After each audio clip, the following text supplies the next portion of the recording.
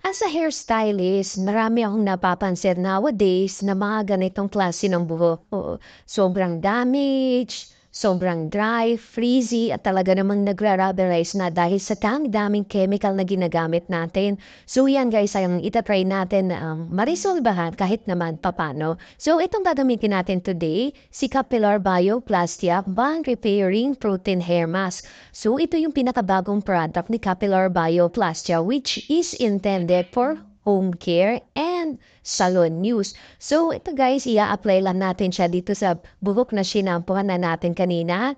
So make sure lang na malalagyan nyo bawat section ng buhok at ibabad lang natin yan guys ng 15 to 30 minutes.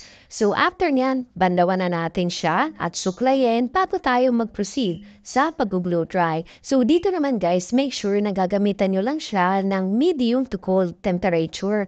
So huwag na nyo nagamitan ay sobrang init guys ha, para maiwasan yung pagkakadamage ng buhok. At ito na nga, tingnan nyo guys yung resulta niya, no? Yan, binublower natin siya pero makikita nyo bagsak na talaga yung buhok niya at talaga nawala yung dryness. So ganyan kabilis yung effect nitong bagong product ni Capillar Bioplastia and advisable to sa inyo guys sa mga mahilig magpa-service sa salon or whatever, mahilig magkulay, mahilig magpa-bleach. So ito yung pinaka-the best treatment na pwede niyong gamitin na talagang effective at salon result ang kanyang ibibigay sa iyo. So, ayan na nga yung after result niya. So, bagsak na bagsak at freeze-free. So, yan. Ano pang inaantay nyo guys? At i-order nyo na yan na makita nyo kung gaano kaganda ang kanyang resulta.